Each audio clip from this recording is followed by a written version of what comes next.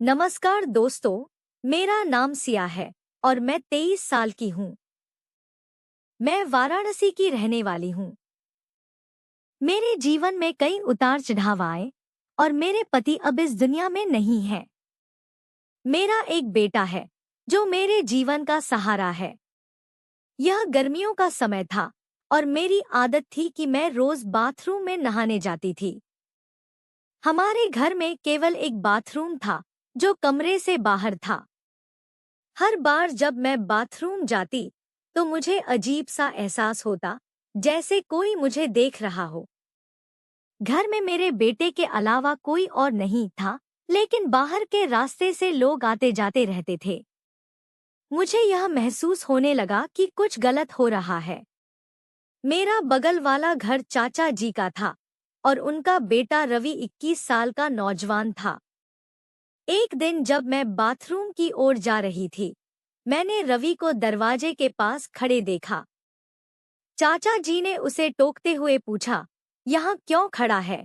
रवि ने कहा कि वह यूं ही खड़ा था। मुझे शक हुआ, पर मैंने ध्यान नहीं दिया। नहाने के दौरान किसी ने दरवाजे की कुंडी खटखटाई। मैंने पूछा, कौन है? पर कोई जवाब नहीं मिला। बाद में जब मैं नहाकर बाहर आई, तो रवि वहीं खड़ा मिला। मैंने उससे पूछा, कुछ काम था? उसने कहा, नहीं चाची, मैं तो बस ठंडी हवा ले रहा था। मुझे यह बात अजीब लगी और मैंने इसे अनदेखा किया। कुछ समय बाद रवि मेरे घर फोन चार्ज करने आया। मैंने उसका फोन चार्जिंग पर लगा दिया और वह चला गया। तभी उसके फोन में एक कॉल आई और मैं अनजाने में फोन देखने लगी। उसमें एक वीडियो था जिसे देखकर मैं चौंक गई। मेरे बेटे विवान का ध्यान इन दिनों काफी बंटा हुआ था, क्योंकि घर की सारी जिम्मेदारी उस पर आ गई थी।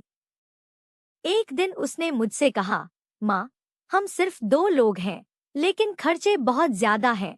मैंने उसे समझाया कि घर की मरम्मत और देखभाल समय पर करनी पड़ती है, नहीं तो घर खराब हो सकता है। विवान ने कहा, माँ, मैं सोचता हूँ कि मेरी शादी करवा दो। लड़की वालों से कुछ पैसे मिल जाएंगे, जिससे हम घर की मरम्मत और अपना व्यवसाय शुरू कर सकेंगे।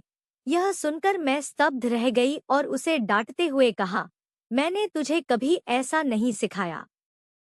तेरे पिताजी ने कभी दहेज नहीं लिया और तू ऐसी बातें क्यों कर रहा है? मैंने उसे समझाया कि मेहनत ही सफलता की कुंजी है और कोई शॉर्टकट नहीं है। वह कुछ समय बाद समझ गया और अपनी जिम्मेदारी को स्वीकार करने लगा। हमने घर के अंदर शौचालय और बाथरूम बनवाया, जिससे अब हमें बाहर जाने की जरूरत नहीं पड़ी। समय बीतता गया और एक दिन मैंने अपने बेटे की शादी एक अच्छी लड़की से करवा दी। अब हम सब खुशी खुशी साथ रहते हैं। दोस्तों, यह कहानी थी मेरे जीवन की एक छोटी सी झलक।